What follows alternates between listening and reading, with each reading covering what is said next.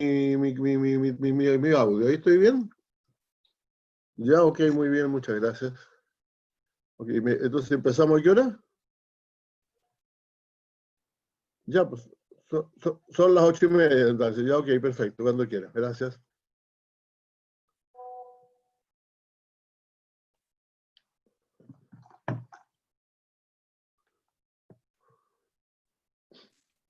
Buenos días, senador. Buenos días, ¿cómo está usted, don Jorge? Qué gusto saludarlo. Gusto verlo. Oiga, pero qué elegancia. ¿Qué le parece a usted? Pues así yo me trato de vestir de corbata cuando la ocasión lo amerita. Sí, yo estoy acá con chaqueta y camisa al menos.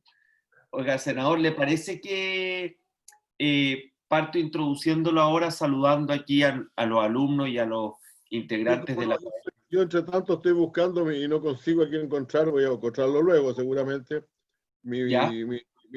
¿Cómo se llama? No es PowerPoint, es solamente un punteo. Ya. Eso lo voy a explicar al comienzo. Pero Perfecto. muchas Senador, gracias. como sabe, tenemos una hora, donde sean unos 40 minutos aproximadamente, que usted ponga para que después esté el espacio de Ok, preguntas de los alumnos. Eh, perfecto. Bien. Yo después lo tengo que dejar, senador, porque tengo clases. O Bueno, sea, está bien, pues. Que le vaya muy bien.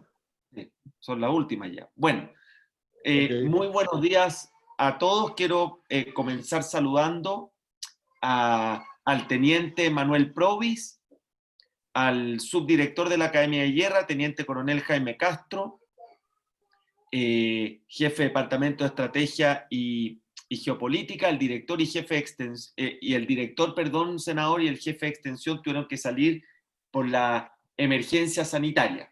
Imagino, Hoy por día, favor. claro, hoy día estamos, estimados alumnos e integrantes de la Academia de Guerra, iniciando nuestro tercer diplomado junto a ustedes. Ha sido un periodo extremadamente intenso, con diplomados de más de 120, 130 horas, 150 horas cada uno, y quiero siempre aprovechar de agradecerles la disposición y flexibilidad que han tenido para transitar a esta modalidad que es completamente distinta a la que estábamos habituados. Antes de presentar al senador, también quiero aprovechar de agradecer a María Paz Fernández, que es la jefa de proyectos del Centro de Estudios Internacionales de la Universidad Católica, que ha tenido Una una conferencia. extraordinaria labor en la Era coordinación solamente para de saber si estos se programas, y puede que ha hecho cancelar posible que estemos, perfecto, y ha hecho posible que estemos desarrollando estos programas de la mejor manera posible.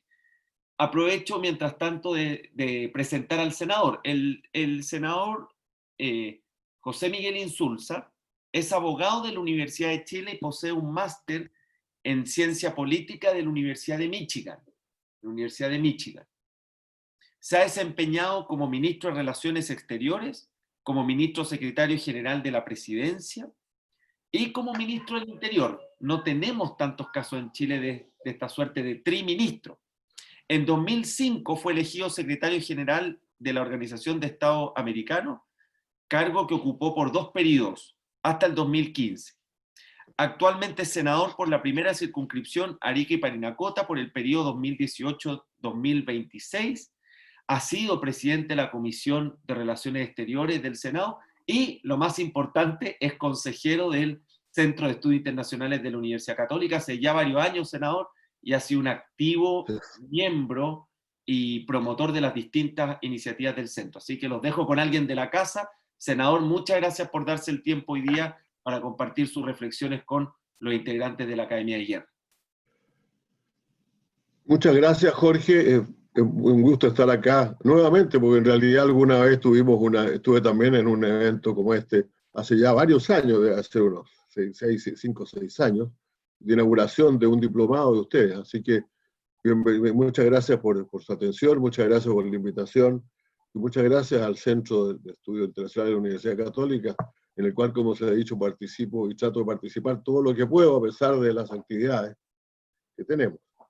Ahora, de los debates que están teniendo lugar en estos días, ustedes verán, los que ven televisión, ven a la gente discutiendo sobre distintos temas. Y yo diría que uno de los principales es cómo va a ser el mundo cuando se termine esto. Porque esto es una crisis global, ¿no? Y aquí hay todo tipo de cosas en que se habla de, digamos, del futuro, de cómo se va a reorganizar el sistema internacional, de que si va a haber más solidaridad, si no va a haber menos solidaridad, etc. Yo voy a tratar de hacer una presentación muy realista. Esta no es la última pandemia que ha habido en el mundo, algo aprendemos de las anteriores, y también voy a tratar de decir, por eso el título bien especial de mi trabajo que dice el desorden, o sea, el orden, pero con un des entre medio, que yo creo que el mundo va a ser bastante más desordenado de lo que muchos dicen y muchas de las cosas maravillosas que se dicen no van a ocurrir. Así que quiero entrar en eso, entrar muy directamente con esta idea de que, que han existido otras pandemias. La más grande, la más devastadora a escala de la cantidad de gente que vivía en el mundo en esa época, fue la llamada peste negra, que fue más o menos desde el 1346-47 hasta el 1353 en Europa, y que realmente mató a más de la mitad de la población, o a la mitad de la población. En realidad, la cifra exacta no está dada porque había mucha gente que vivía en los campos en esa época, pero, por ejemplo, se dice que casi la mitad de la población española murió por eso, que en el caso de Italia, toda la Toscana y toda la zona de Florencia quedó 1 de cada 5 habitantes, etc. Fue una peste menos conocida porque el mundo era menos conocido entonces, y además, francamente, porque había muchas otras pestes, porque la gente también se moría en esa época de disentería, se moría de tifus, se moría de viruela, etc. Entonces, es difícil decir cuántos de estos muertos fueron por la peste. Pero esa peste, la llamada peste negra, que entre paréntesis dio origen a la leyenda de los murciélagos, porque se decía que la peste la llevaban los ratones, y no había nada más terrorífico que un ratón con alas, ¿no? Por eso la peste, a la peste, la leyenda de los vampiros, leyenda de los vampiros se asocia precisamente a la peste negra. Pero fue una peste, por así decirlo, muy devastadora, que duró muchos años y hasta el siglo XVIII todavía se enfermaba gente de eso. Después vino la otra, que es la más grande, de las más visibles y todo, es la llamada gripe española, que es una cosa muy extraña, porque esta peste estalló cuando estaba terminando la Primera Guerra Mundial. Y la verdad es que como todos estaban en guerra, nadie se interesaba demasiado por la gripe española. Más bien los ejércitos en general y los gobiernos tendieron a disminuir mucho lo que estaba ocurriendo, por eso la llamo yo la pandemia oculta. Pero las cifras posteriores dicen que entre el Asia, Europa y América Latina, América del Norte y América Latina, murieron más de 50 millones de personas.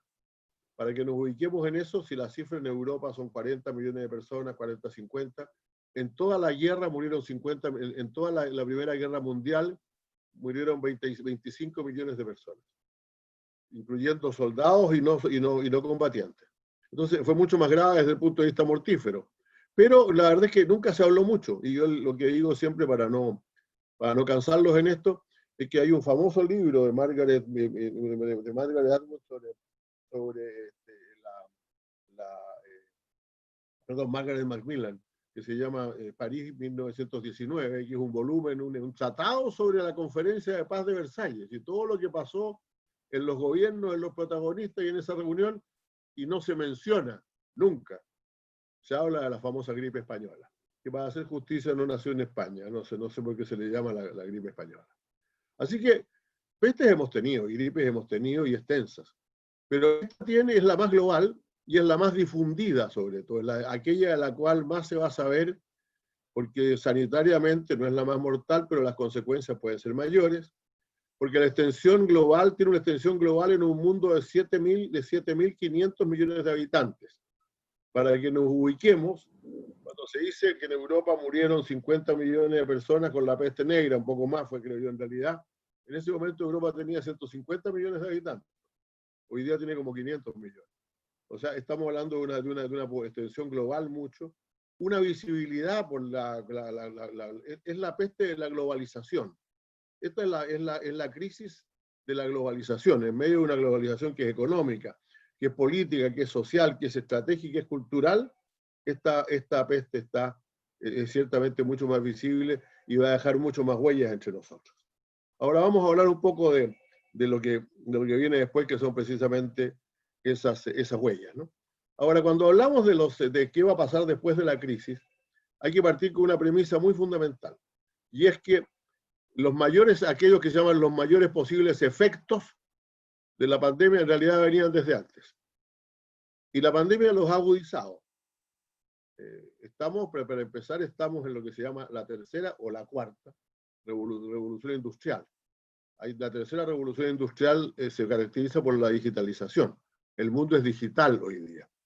Pero en torno a ella, algunos se han desarrollado tal cantidad de nuevos inventos, tal cantidad de nuevos desarrollos en todo tipo de cosas, ¿no? Desde la nanotecnología hasta la microbiología, hasta el llamado Internet de las cosas, todo este tipo de cosas. Y el progreso es tan ilimitado que incluso el Foro Económico Mundial, Klaus Schwab, el presidente del Foro Económico Mundial, ha dicho que hay tres, que no es la tercera, sino que es la cuarta ya.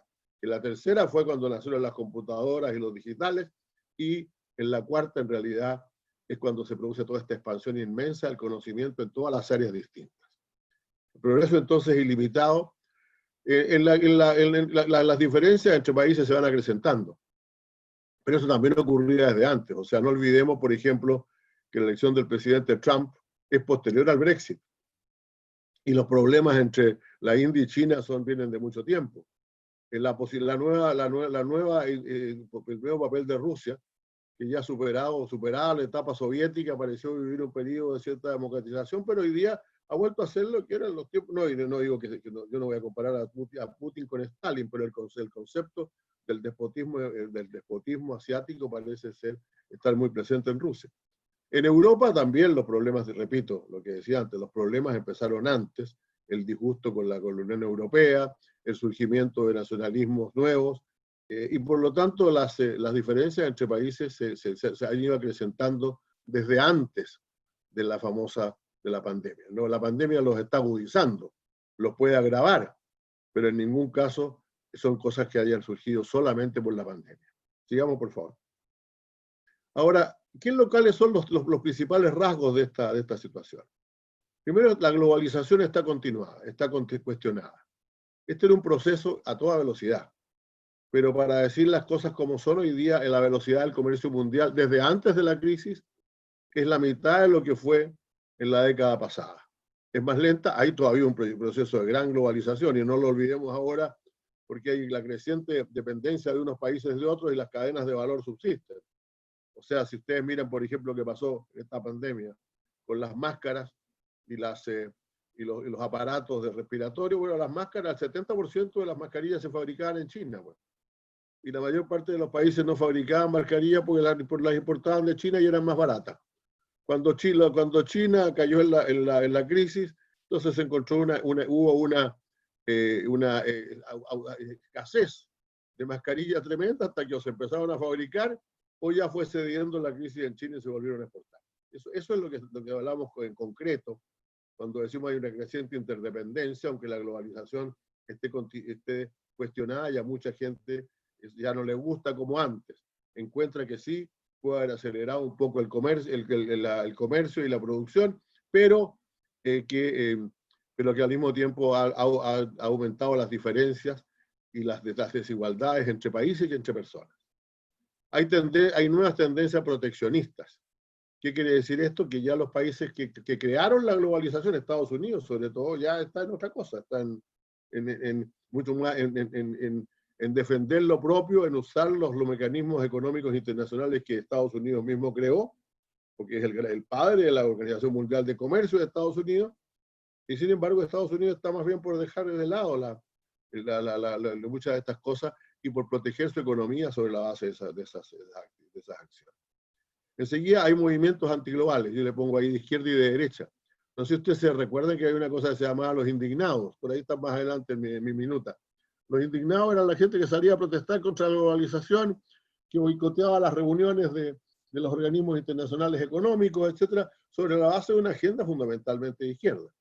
Pero los que han sacado más ventaja de ese periodo al periodo previo y del actual son gobiernos más bien autoritarios de derecha que están hoy día son muy fuertes en el mundo. No cabe duda que hay gobiernos bastante más autoritarios en los 4 principales países del mundo, los más grandes. Tenemos a Trump en Estados Unidos, que ciertamente es una persona que pone muy en tensión al sistema democrático, que tiene una forma, un estilo de gobierno bastante más propio, sin preocuparse de los demás organismos, que busca claramente acrecentar su fuerza. En China mismo, Xi Jinping no es lo mismo que el gobierno anterior. Y si ustedes miran una cifra que es el involucramiento del Estado en la economía, el involucramiento del Estado en la economía se ha duplicado durante estos años del gobierno de Xi Jinping. En la India hay un gobierno que es un gobierno que claramente combate a las minorías con mucha fuerza, haciendo del hinduismo su principal actividad. Y en Rusia, bueno, ya decíamos Rusia, o sea, en Rusia es más bien una aparente democracia, pero fundamentalmente un retorno a las prácticas del despotismo oriental, que fueron mucho más, que fueron la realidad de la Unión Soviética desde la muerte de Lenin en adelante, ¿no? Ahora, y por último, hay un fenómeno económico que pocos verifican, y esto se los cuento en pocas palabras. Yo tengo un hijo que trabajaba que fue a trabajar en Estados Unidos en una empresa que fabrica una gran cantidad de artefactos de agua potable para los municipios. De hecho, los artefactos estos cubren casi la totalidad, el 70% de los municipios norteamericanos usan estos mecanismos de control de agua potable. Bueno, yo me puse a ver quién es esta empresa y de pronto me encontré con que la empresa no tenía un directorio propio, pero los dueños de la empresa es un conglomerado que tiene unas 50 o 60 empresas de este tamaño que están todas ligadas entre sí. Y por lo tanto, cuyo directorio opera solamente sobre base financiera, no le pregunta si están trabajando bien, si están trabajando mal, si están produciendo lo que tienen que producir, pregunta fundamentalmente qué precio tienen las acciones, cómo circula el dinero. Entonces este fenómeno de la corporativización ahí se ha ido adquiriendo cada vez más fuerza en el mundo y creando un mercado financiero que es el que lleva la economía mundial. Cuando ustedes vean a fin de año los balances de las empresas en Chile en los últimos años, van a encontrar que cada vez, por ejemplo, en zonas como las ISAPRE, las AFP, el mismo comercio, el retail, están en manos, la gran parte está en manos de menos empresas. Y en la pandemia, además, se ha ido agudizando eso y basta con ver la cantidad de empresas pequeñas ligadas al tema digital que han sido compradas por Google, por Apple, por alguna de las grandes del mundo financiero, del mundo digital. Adelante, por favor. Bueno, después del cambio político, yo decía que empiece en la izquierda y que continúe en la derecha, los indignados siguen ahí, y existen, ¿no? Todos los vimos en las recientes estallido social, hay nuevos fenómenos de izquierdismo, hay gente que dice que hay que cambiar completamente el sistema, que este sistema ya no sirve, etc. Y la verdad es que eso contradice absolutamente la realidad. Pero ellos creen que es posible todavía cambiar el mundo desde alguna parte. Y por último, hay un fenómeno muy interesante que es el renacimiento muy fuerte del anarquismo. El anarquismo no tiene por objeto cambiar el mundo, simplemente lo rechaza porque siente que el mundo no le dio aquello a lo cual tenía derecho. O sea, el anarquismo no está interesado en crear ningún tipo de nuevo sistema. No quiere cambiar el gobierno ni quiere dejar el gobierno. Lo que quiere simplemente es que no haya ningún tipo de gobierno, que no haya ningún tipo de actividad, que de alguna manera cuestione lo que le queda, lo que según ellos les queda en la vida, que es la posibilidad de vivir. Y después está por el otro lado lo que yo he llamado, este es un nombre que lo pongo yo, el nacionalpopulismo. El surgimiento en una cantidad de países de políticas que no son las mismas del llamado liberalismo o neoliberalismo que hablábamos antes, que en muchos casos hacen concesiones a la necesidad de una mejor distribución de la riqueza, etcétera, pero que al mismo tiempo lo hacen desde un punto de vista tremendamente nacionalista. Y aquí no solamente están los cuatro que ya mencionaba, las cuatro potencias que a mi juicio están destinadas a jugar el papel fundamental en el resto después de la pandemia, sino que están también otros países como Filipinas, como Brasil mismo, como Hungría y varios más de Europa Oriental, que van entrando con mucha fuerza. Y esto es el radicalismo dentro del sistema, que es lo nuevo. El sistema internacional, voy a decirlo más adelante, siempre había tenido ataques desde fuera, pero hoy día tiene ataques desde dentro. El país que es el corazón del sistema internacional, que es Estados Unidos, tiene un gobierno que no cree en el sistema actual.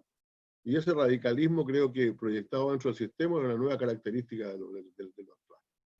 Y después está la crisis de las opciones de centro, que es un tema que a mí que me he definido siempre como un socialdemócrata, simplemente me hace mucha fuerza. La verdad es que la mayor parte de los movimientos de centro han ido perdiendo de fuerza en Europa, incluso aquellas políticas de algún grado que antes se calificaban más a la derecha, pero que de alguna manera se han ido colocando en el centro del espectro, como son el gobierno Merkel de Alemania, el de Macron en Francia y otros, que ciertamente parecen enfrentar una nueva crisis en la cual la polarización, o sea, izquierda o derecha, parece ser la corriente que más va desarrollándose en el mundo.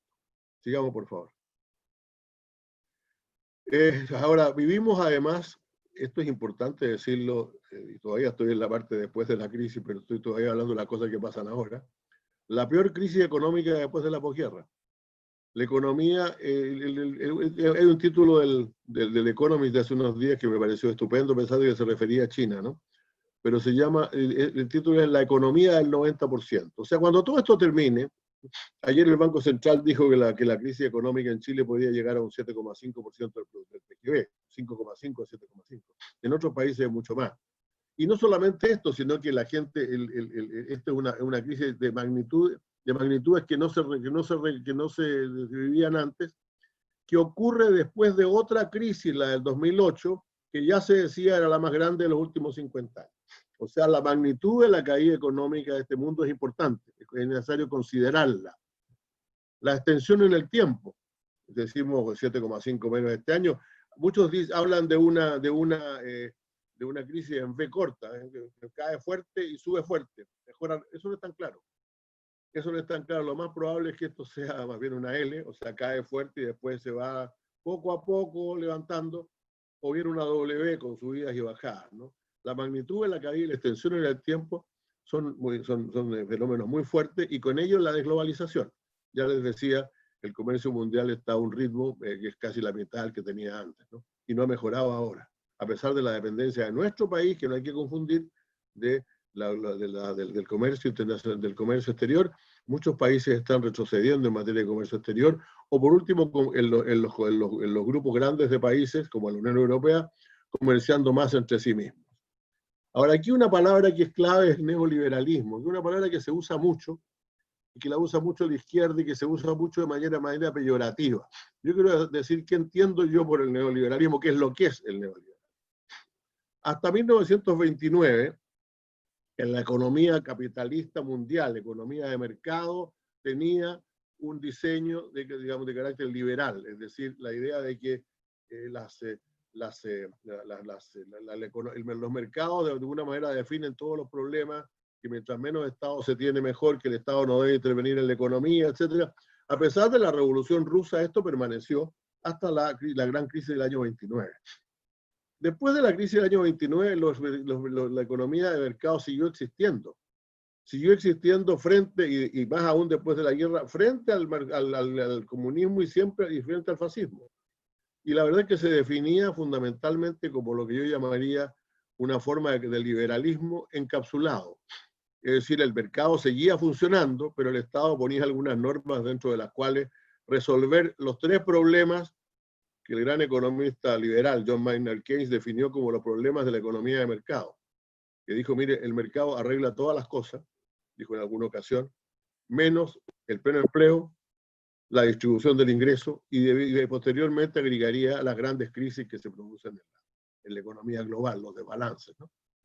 Entonces, pero el neoliberalismo que comienza en los años 80 con el gobierno de Reagan, Thatcher y otros, y se extiende a otros países, incluso al nuestro, el que surge después de la economía de mercado encapsulada y que va del 30 al 90, al 80 en mi ahí. Ese neoliberalismo dice, no, el mercado resuelve todos los problemas, el mercado va a resolver todos los problemas, confiemos en el mercado, etc.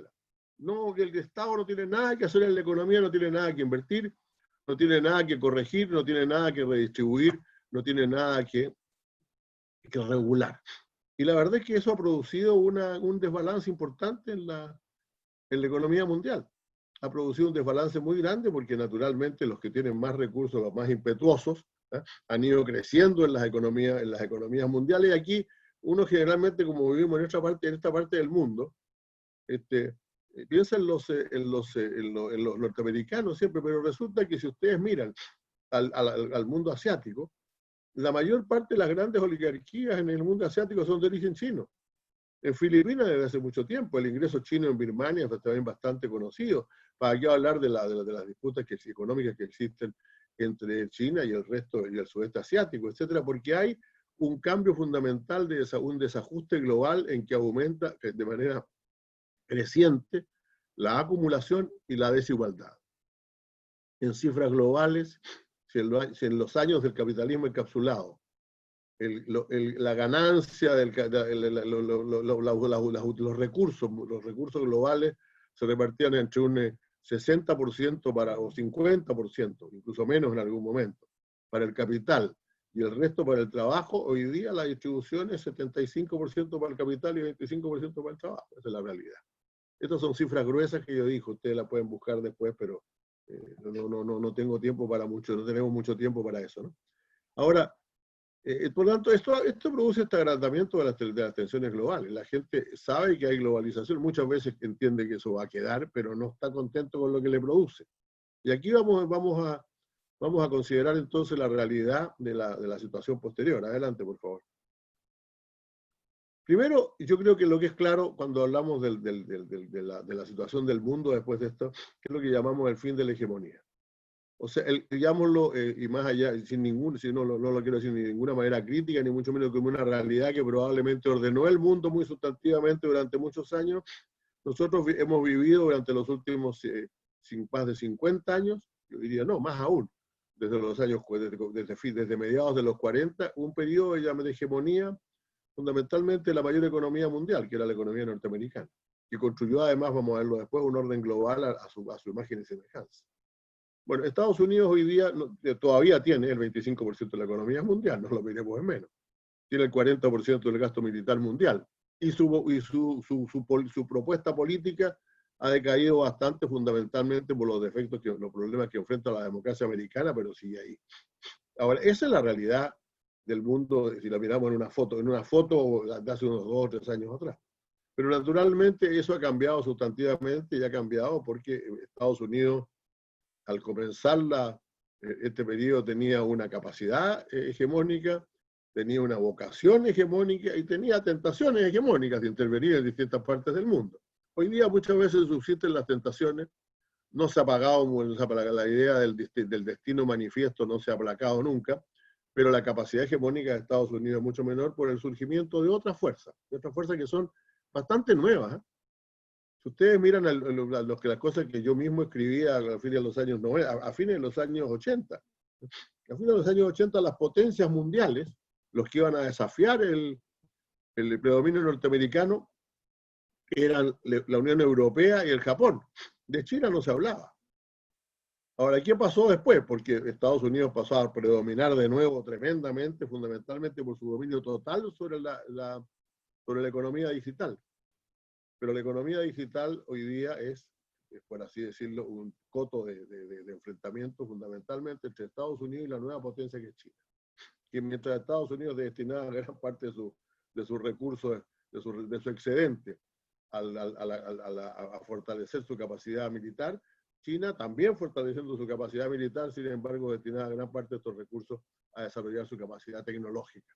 Entonces el primer conflicto hoy día en el mundo, fundamental, es el conflicto tecnológico. No es el conflicto, no es qué hacemos con la pandemia, no es el problema de si hay democracia o no hay democracia, etcétera. Todas estas cosas son de alguna manera importantes, pero no las fundamentales. El primer problema, como ha ocurrido en otras revoluciones industriales, es el predominio tecnológico en lo que se llama la tecnología de punta. El que maneje la tecnología global es el que va a dictar las reglas del próximo siglo. Y eso es lo que tenemos que entender. Y eso venía desde antes. Lo ha agudizado la crisis más o menos, porque Estados Unidos tiene la ventaja de decir que es el país que la crisis del COVID surgió en China, pero China ha mostrado ser mucho más eficiente en combatir la crisis. porque Estados Unidos y China tienen un límite en su conflicto, porque nunca ha habido una confrontación entre dos potencias más integradas entre sí. El comercio entre China y Estados Unidos está cerca del $1 trillón. Entonces la verdad es que billón en inglés, en español, ¿no? Billones, o sea, millón de millones. La cantidad de vínculos, la cantidad de inversiones que existen de uno en el otro son desconocidas para muchos, pero son enormes. Entonces, hay un límite en esto. Pero probablemente la gran ventaja de Estados Unidos es que esté en un continente que de alguna manera no amenaza su hegemonía, sino que de alguna manera la hegemonía, la presencia de China está amenazada desde dos partes. Desde algunos países de la ribera pacífica, como Japón y otros, que naturalmente no ven con demasiado buenos ojos el predominio de China ni siquiera sobre su región, y también, por cierto, por la existencia de la India, que es la nueva gran potencia que también se va tratando de levantar en el mundo de manera digital. Sigamos adelante, por favor. Bueno, yo no he hablado de Rusia, en este caso Rusia cuando hablamos de Estados Unidos, hablamos de China, hablamos de la India, sabemos bien de qué estamos hablando. La nueva India es la nueva potencia, pero tiene conflictos regionales fuertes con vecinos, con Pakistán, y tiene también esto que surgió hace 3 o 4 días atrás, pues, conflictos con China. Hay una zona, la zona de Cachemira, profundamente compleja, en la cual conviven de alguna manera la vieja rivalidad entre la India y Pakistán y también la rivalidad entre China y la India. Y eso ciertamente es una limitación que tiene la India, unida con una que es muy notable, que siendo un país enormemente, que crece a toda velocidad, que dentro de 20 años va a tener una población más grande que China, que tiene una población tremendamente educada. Ustedes saben que incluso la inmigración india a Estados Unidos tiene la particularidad de que el ingreso per cápita de la población india en Estados Unidos es mayor que el ingreso per cápita norteamericano. O sea, tiene eso, pero al mismo tiempo es casa de 40% de los pobres de este mundo. Entonces la India tiene un problema de desbalance de alguna manera que también la puede limitar fuertemente. La URSS es Rusia es fundamentalmente su poder militar y su extensión territorial. Es un país de pequeña población, tiene algo así como unos 170, 160, 170 millones de habitantes, mucho menos que China, por cierto, su vecino chino, mucho menos que las otras potencias que están en el juego, pero por lo tanto es un país que de alguna manera mantiene su importancia, yo me atrevería a decir por 3 razones. La primera es la enorme cantidad de recursos naturales que tiene, en un territorio inmenso. La segunda es su poder militar que permanece intacto, absolutamente intacto. Y la tercera es que es una situación curiosa, una fortaleza política muy grande, porque más allá de movimientos disidentes y movimientos que piden la democracia, lo que los chinos le agradecen al presidente Putin es que de alguna manera haya restaurado en Rusia una sensación de imperio que no tuvo durante el periodo de transición desde la Unión Soviética a la Rusia actual. Ustedes se imaginarán, porque nosotros no hemos vivido nunca esa situación, pero los personajes como Mikhail Gorbachev y otros que imperaron en la perestroika, en la última encuesta de popularidad que hubo sobre que los consideraron tenían menos del 5%. Y la razón es muy simple, lo voy a decir de manera muy brutal aquí, se puede decir, es que no es gratis pasar de ser gran potencia a ser país intermedio en una generación. Y Rusia vivió eso y siente con Putin que de alguna manera los ha levantado nuevamente a la escena mundial y la verdad es que eso lo favorece bastante. El Medio Oriente es una grave víctima de todo lo que ha ocurrido. Hay una situación creciente de inestabilidad y de gobernabilidad en el Medio Oriente, probablemente más que ser un actor en los próximos años, el Medio Oriente va a ser fundamentalmente un escenario donde las distintas potencias se van a confrontar. Sin un interés chino mayor, ni tampoco un interés de la India. Desde luego la India no tiene objetivos de política exterior muy extensos como otros, ¿no? Pero sin un interés, va a ser fundamentalmente entre Rusia y Estados Unidos por el dominio en esa zona, con aliados poderosos en ambas partes, pero sin ningún plan para solucionar el problema del Medio Oriente. La presencia de un gobierno muy ligado a la actual administración norteamericana, el gobierno del señor Netanyahu, que todavía permanece en el poder, y las últimas medidas que ha tomado para anexarse territorios palestinos, que no estaban jamás considerados en ninguno de los planes de paz, probablemente va a añadir más conflictividad a esa zona. Pero estando la zona tan en desorden, no creo que eso se exprese en algo que ponga en riesgo la estabilidad mundial. Irán es un problema para algunos. Yo creo que Irán se ubica dentro de los países que de alguna manera el actual sistema le conviene. Vamos a ir a eso hacia el final, así que sigamos adelante. Europa, me faltó Europa. Europa en realidad tiene también el mismo problema que tiene Estados Unidos hoy, de la revuelta desde dentro, por así decirlo. Hay muchos europeos, y europeos que han sido tremendamente favorecidos por la Unión Europea, porque la Unión Europea, digámoslo francamente, fue un mecanismo básico, en lo fundamental es un mecanismo de transferencia de recursos del norte de Europa hacia el sur de Europa, sobre la base de mantener espacio de crecimiento económico para ellos y de estabilidad que les permita funcionar. Pero ahora hay países como España, como Italia, como otros, incluso en la Europa Oriental, que se han favorecido tremendamente del fortalecimiento de Europa, el crecimiento de Europa, pero en que hoy día surgen movimientos anti-europeístas con mucha fuerza, y ese probablemente sea su mayor limitación para poder participar en la política mundial, además de no haber sido capaz de enfrentar adecuadamente el inmenso fenómeno de migración que ha habido, porque esto ha tenido lugar, esto estoy diciendo, ha tenido lugar en medio de una movilización migratoria desde África y desde Asia inmensa hacia Europa, con la cual efectivamente tampoco se ha podido, yo no sé cómo se podría en realidad hacer, mantener una política más o menos unificada. Sigamos, por favor. Ahora, entonces, yo creo que es importante decir que cuando se habla de la nueva situación mundial, referirse a algo que mucha gente hoy día discute bastante, ¿no?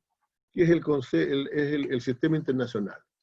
Y nosotros vemos a alguna gente que teoriza y discute y habla muchas cosas sobre cómo el mundo va a cambiar para bien después de esta pandemia. Yo no sé si para bien significa algo respecto del sistema internacional, porque si el sistema internacional, si hay alguna víctima de esta pandemia ya, y que ya venía debilitada desde antes, pero que es víctima y que tendrá que ser o reajustado o disminuirá su importancia en los próximos años del sistema internacional. Ahora, primero hay que definir el sistema, ¿no? Bueno, el sistema es el conjunto de instituciones que surgen de los cambios que experimenta el mundo al terminar la Segunda Guerra Mundial. Y por lo tanto es un sistema que necesariamente, como lo ha reconocido Henry Kissinger, lleva la impronta de la potencia que ganó la guerra. Y la guerra la ganaron dos. Una a un costo tremendo, que fue la Unión Soviética, que tuvo, estamos hablando aquí no solamente de Rusia, sino de todos los países alrededor de ella, de alrededor de 20 millones de personas. La cifra no es necesariamente puramente militar, incluye, por cierto, la cantidad importante de población judía que murió en el Holocausto, y incluye otra serie de cosas, pero en todo caso fue un costo tremendo para toda esa región del mundo. Estados Unidos también tuvo pérdidas. Tuvo Pearl Harbor y tuvo 325.000 víctimas. Pero 325.000 víctimas comparadas con 12 millones de alemanes, 9 millones de polacos, 11 millones de alemanes, 20 millones de soviéticos, o sea, toda esa área del mundo que ahora incluye como 14 repúblicas más, ciertamente fue un costo bastante distinto, bastante menor. Y además que Estados Unidos salió de la Segunda Guerra Mundial con el 50% de la producción industrial del mundo. Europa todavía estaba destruida. Y por último, con un cierto ascendiente de ser el único país que de alguna manera había derrotado al fascismo y al mismo tiempo se confrontaba con el comunismo, lo cual a mucha gente agrandaba su imaginación mucho. Entonces, el sistema internacional es un sistema fundamentalmente sobre la base de valores, creados fundamentalmente sobre la base de valores occidentales. Por eso se habla mucho en el sistema internacional, se habla con mucho más fuerza incluso de derechos humanos, de democracia, etcétera. Pero eso son cuestiones que en algunos de los países que hoy día forman parte del sistema, ni derechos humanos ni democracia han sido valores que jamás se han considerado y que sin embargo fueron puestos dentro del sistema. Como dice Henry Kissinger nuevamente, el sistema fue creado sobre la base de principios occidentales. Y eso ha cambiado fundamentalmente.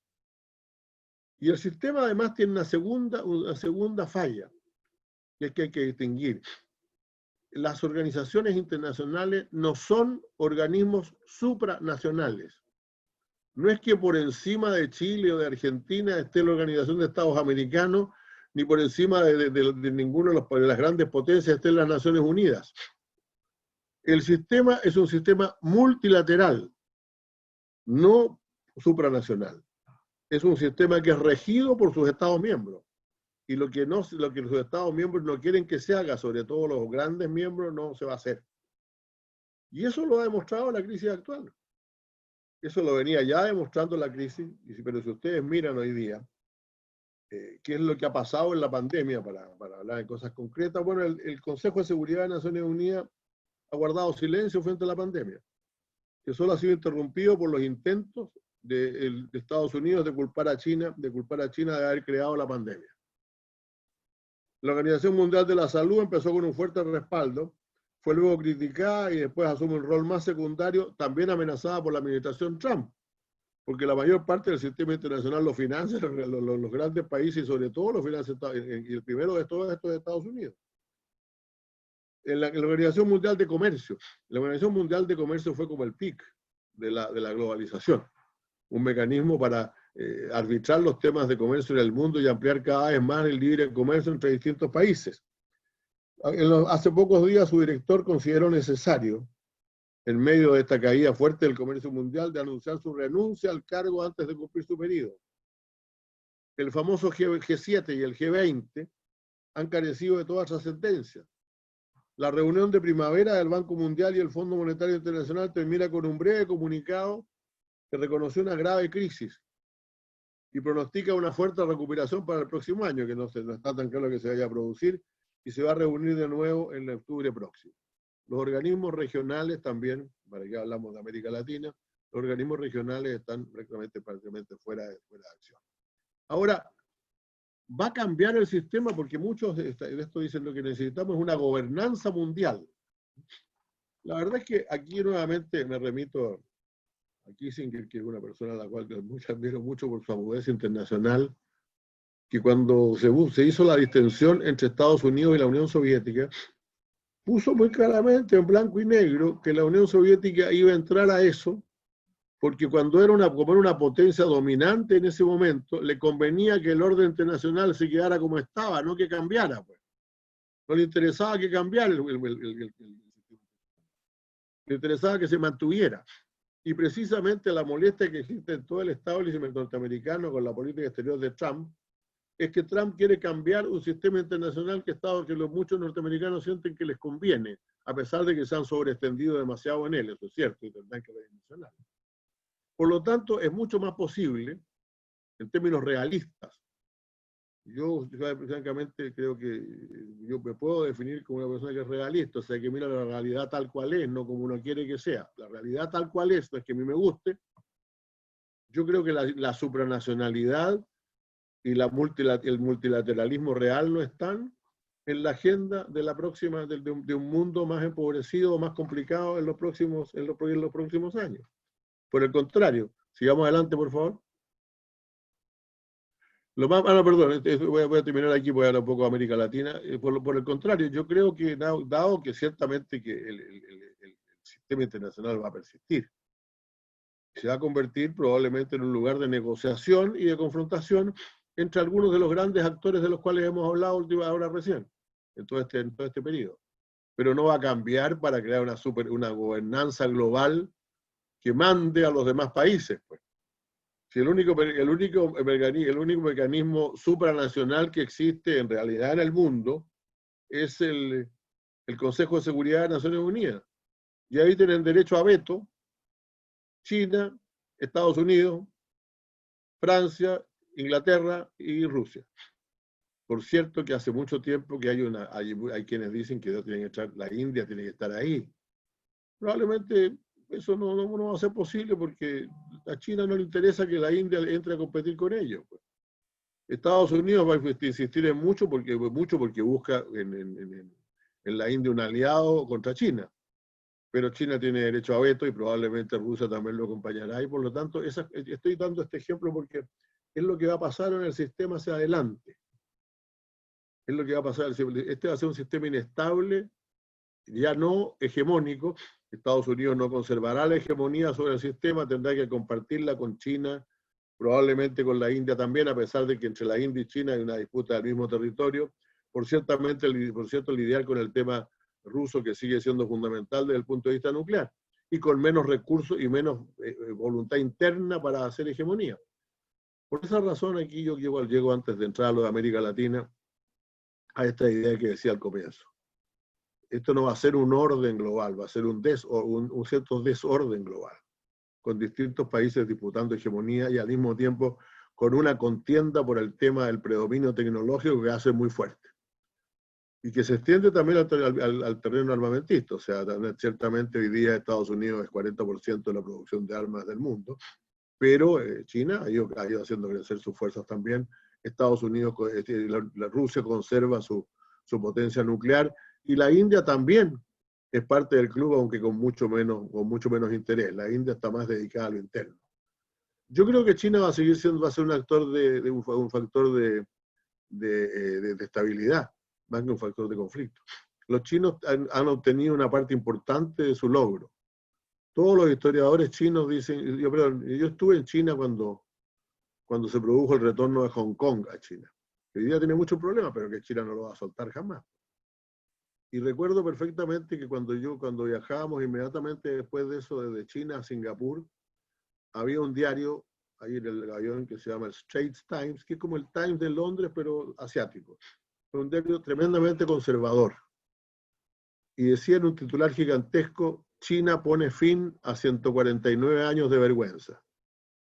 Para ellos lo que le pasó a una China desordenada y conflictuada, en el cual todas las grandes potencias hicieron su agosto en el siglo XIX, es algo que no va a pasar de nuevo.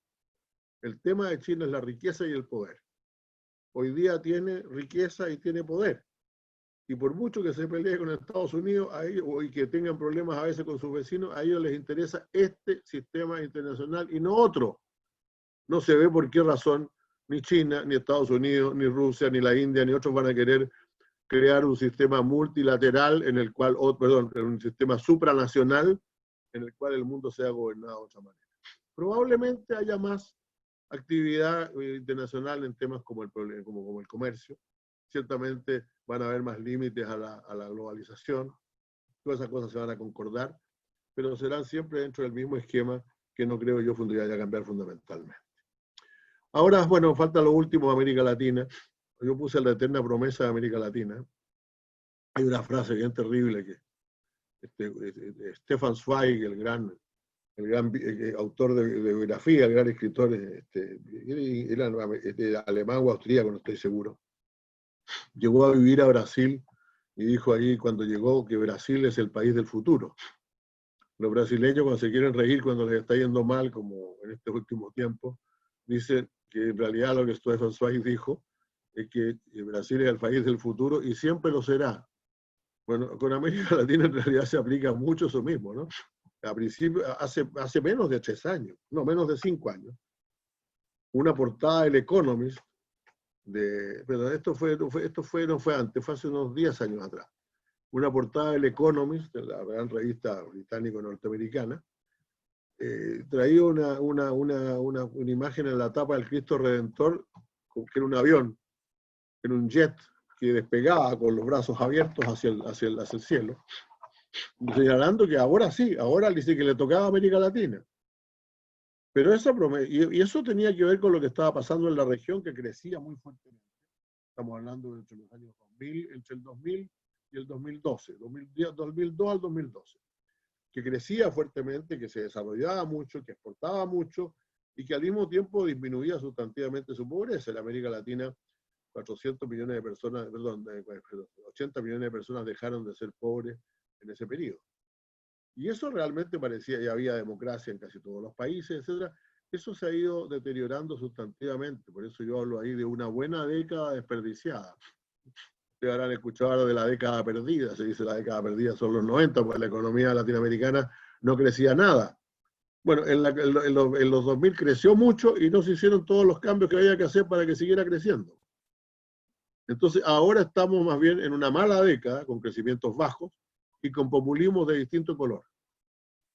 Con populismos de distinto color que de pronto que se disputan más bien la de sus países y las antiguas, las élites que lo gobernaron en el siglo, en la década pasada parecen muy desaparecidas ayer. Reconozcámoslo, en Chile, eso ha ocurrido también.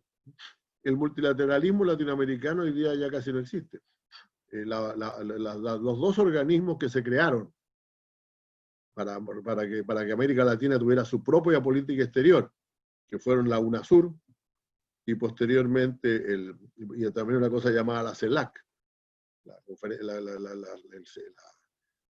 Coordinación de América Latina y el Caribe. La primera ya desapareció, fue desahuciada, y el segundo lo tiene México, pero con grandes esfuerzos para tratar de llevar a algunas de las naciones importantes del sur hacia allá. Entonces, el COVID llega a América Latina en el peor momento, porque hay diferencias entre países en cuanto al sistema internacional y en lo que tiene que hacer, las posibilidades que tiene el sistema internacional de desarrollarse. Sin embargo, yo creo que es una pena, porque hoy día la realidad para nuestra región es expectante, querámoslo o no. Somos en este momento afectados fuertemente por una crisis, pero a pesar de todo, todavía tenemos economías relativamente desordenadas, relativamente ordenadas, algunas más que otras. O sea, por cierto, Chile tiene una economía bastante más ordenada que Venezuela, para poner los dos extremos, pero ustedes verán que cuando el Banco Central de Chile pidió un crédito para tenerlo ahí, en stand-by, de 26.000 millones para enfrentar la crisis, los obtuvo sin ninguna dificultad en el Fondo Monetario Internacional. Todavía se cree mucho en las posibilidades de esta región. América Latina ya no es pobre. Como dijo alguna vez que Fernando Enrique Cardoso respecto de Brasil, este no es un país pobre, es un país injusto. Nosotros tenemos más gente tenemos las diferencias en materia de ingreso per cápita más grandes del mundo. Somos los países más desiguales del mundo. Tenemos una cantidad de problemas en términos productivos, el principal de los cuales, para ser justo, y aquí ya voy terminando, sacaré algunas conclusiones, el principal de los cuales es que muchas de las cosas que están pasando hoy día en el mundo y su cambio no dependen de nosotros. Aquí vuelvo a lo primero que dije. El Banco Central pronosticó ayer que el Producto Per Cápita de Chile va a caer entre un 5,5 y un 7,5%. ¿De qué depende que no sea un 7,5 y que sea un 5,5? Fundamentalmente el exterior. Si lo que ha mejorado las cosas en los últimos días es que China empezó a importar nuestro cobre de nuevo. No que haya ocurrido nada internamente. Sí, bueno, hay algunos acuerdos importantes, por cierto, eso mejorará mucho las cosas internamente, pero en lo macroeconómico todavía dependemos mucho de otras regiones. Como somos parte de la economía internacional por los muchos acuerdos comerciales que hemos suscrito, estamos incluidos en las cadenas de valor. Somos grandes exportadores de fruta, somos grandes exportadores de productos del mar, somos los mayores exportadores de cobre del mundo. Pero todo eso depende, que eso se mantenga, no depende de nosotros solamente, sino que depende fundamentalmente de cómo evolucione este sistema internacional. Y para eso yo creo que, para responder a los problemas del sistema internacional actual, creo que va a ser necesario buscar nuevamente formas de entendimiento entre las naciones de América Latina para tener algún peso y algo que decir en este desorden internacional que se aproxima. Mis conclusiones son breves. Creo que aquí me queda una lámina todavía. Este es un mundo pobre. Este es un mundo que es más pobre que antes. No es un mundo rico todavía. No es el mundo que enfrentó la gripe española, ni mucho menos el mundo que enfrentó la peste, ¿no? Es un mundo con grandes recursos económicos, materiales, de conocimiento, de medicina, la esperanza de vida de un ciudadano del mundo es un tercio más que lo que era hace 50 años atrás. Entonces, pero al mismo tiempo va a ser una economía, como lo decía en algún momento, del 90%. O sea, el mundo cuando termine la pandemia, o cuando se dé por terminada la pandemia, va a tener un 10% menos de tamaño que el que tenía antes. Y no da para muchos sueños, entonces da para ser realistas. ¿Qué llamo yo ser realista? Bueno, vamos a esto, o sea, no, mire, vamos a decir lo siguiente. Perdonen que esto tal vez debía haberlo dicho antes. El ingreso per cápita mundial el año 1960 era de $500. En dólares estables, parejo. El ingreso per cápita mundial en el año 2015 era de $10.000. O sea, nos habíamos multiplicado casi por 20, casi por 20. Ese fue el crecimiento económico que trajo el sistema capitalista encapsulado de los años de la posguerra mundial y hasta el año 80. Entonces, eso es lo que tenemos que reexaminar. O sea, no se trata de cambiar, cuando se dice que hay que cambiar el modelo, a mucha gente en este país le interesa cambiar el modelo. Pero ese no es el modelo capitalista. Por favor, ni la economía de mercado.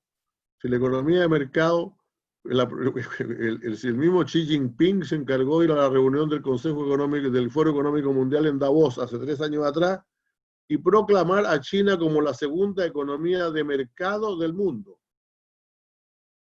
Entonces, si hay economía de mercado en todas partes, no va a dejar de haber economía de mercado entre nosotros. Por cierto, es una cosa completamente claro, puede decirse en los foros, en todas partes, etcétera. Pero hay que tener claro que hay un enorme descontento, y por lo tanto hay que volver a regular la economía de mercado adecuadamente y hacerla más democrática, que el monopolio no sea tan posible, que haya más competencia, que haya mejor distribución del ingreso, que haya mejores servicios públicos, etc. Ese es probablemente lo que va a ser la línea de muchos países, y yo creo que debería ser también la nuestra. Tercero, un sistema internacional sin hegemonías claras. No, el sistema internacional no va a ser el que conocimos. Cuando cayó cuando se terminó la Unión Soviética, yo recuerdo haber escrito y haber hablado en alguna conferencia diciendo que realmente este mundo iba a ser mucho más desordenado, porque cuando existían áreas de influencia el mundo era más ordenado. Fui acusado por un querido amigo de ser un viudo de la Guerra Fría. No de la Guerra Fría, es de un sistema, de una organización internacional que realmente, en la cual realmente muchos países que eran de repente dominados por dictadura y otras cosas no podían cometer cualquier tropelía en el mundo. Por lo tanto, la falta de un sistema internacional hegemónico no es siempre lo mejor. Pero la realidad es que el próximo sistema internacional va a tener una realidad hegemónica probablemente más regionalizada y que no va a tener ningún tipo de dominio claro. Cuarto, yo creo que la estabilidad política aquí es esencial. Si todos trabajamos en la misma dirección, eso no cabe duda que es mucho mejor navegar en el mundo exterior. Chile ha tenido siempre una política exterior muy estable, fundamentalmente porque todos hemos coincidido en general en ella. Y eso es importante considerar, de tomar en cuenta también. Y fortalecida, tenemos que fortalecer nuestra política exterior. A mí me ha preocupado esto del cierre de embajadas y otras cosas. La política exterior es una riqueza. Mire, voy a poner un ejemplo de lo que quiero decir. Yo en una ocasión había un seminario en Costa Rica. Cuando yo estaba en la OEA, alguien me dijo, me invitaron a un nuevo seminario sobre la democracia en Costa Rica. Y yo llamé y dije, oye, otro seminario sobre democracia, pero si ya han habido tantos, ¿no? Me dijeron, es que Costa Rica, entiéndeme, uno de sus principales productos es la democracia. En una región que no conoce suficiente la democracia, nosotros vendemos la democracia. Nosotros vendemos como producto, como lo que la gente mira a Chile, que admira a Chile, un grado alto, importante grado de estabilidad política, un buen crecimiento económico y una política exterior estable y creíble. Yo creo que hemos estado perdiendo bastante de esto en los últimos meses, para decirlo bien francamente, y creo que eso es un intangible, que no es el cobre, ni son los salmones, ni son la fruta, pero son de alguna forma la forma en que Chile se proyecta en el escenario internacional. Y eso es importante recalcarlo y recuperarlo. Bueno, lamento haber hablado tanto rato, que fue casi una hora, pero le agradezco mucho su atención. Si hay alguna pregunta, por cierto, tendré mucho gusto en responder.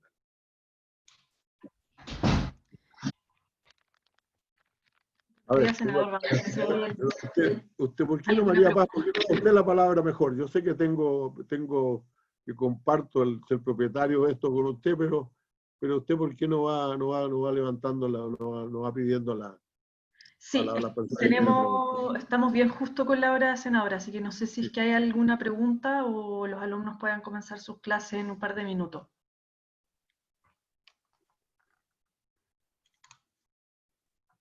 Yo veo a mucha gente que habla y no sé por qué, sí. Señor senador, Sí. soy el teniente coronel Manuel Provi desde la Academia de Guerra. Quiero en primer lugar darle un saludo y agradecer a nombre de los alumnos de la Academia y todo nuestro personal su clase magistral. Sin duda nos ayuda al cumplimiento del objetivo de nuestro diplomado, que es entregar conocimientos que ayuden a los alumnos a comprender el actuar del Estado en el ámbito de la gestión pública, un tema principalmente de la seguridad y defensa. La crisis que usted nos describió nos da a comprender el desafío que va a ser para la gestión del Estado enfrentar esta crisis, donde nuestros alumnos tienen que estar y participar como actores informados en este ámbito para proponer, si es del caso, soluciones en su rol como miembros del Ejército. Gracias nuevamente y quiero, a nombre de todos los alumnos también, desearle mucho éxito en su gestión como senador de la primera circunscripción de Arica y Parinacota, que como usted sabe, para nuestro ejército es bastante importante, tenemos un alto porcentaje de contingente allá, y queremos que el Estado esté presente en esa región. Así que muchas gracias nuevamente, y esperamos contar con usted en alguna próxima charla para nuestro curso regular de Estado Mayor. Muchas gracias. Bueno, yo creo que ya realmente estamos en la hora, me permite, y yo lamento que no haya habido tiempo para preguntas, pero era un tema muy extenso y era difícil tratarlo. Probablemente si fuéramos a un tema específico otra vez, dejaríamos más tiempo para un diálogo. Y le agradezco su mención a mi región, que sin duda es una región estratégica, fundamental para el país. Lo que nos enorgullecemos mucho, que es la puerta norte de Chile, y esa puerta norte está muy bien custodiada por nuestras Fuerzas Armadas, pero también muy despoblada por nuestra población civil. Una región en que todo el mundo vive en una ciudad, y el resto del altiplano el altiplano y la precordillera es fundamentalmente, si se sostiene por la cantidad de habitantes que todavía ahí están, y también por la presencia de nuestras Fuerzas Armadas. Y yo creo que todavía se podrían hacer mucho más para ayudar a desarrollar y ampliar la presencia chilena en esa región.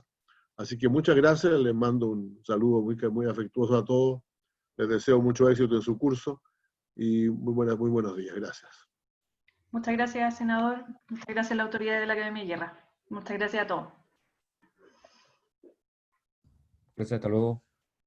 Muchas gracias, hasta luego.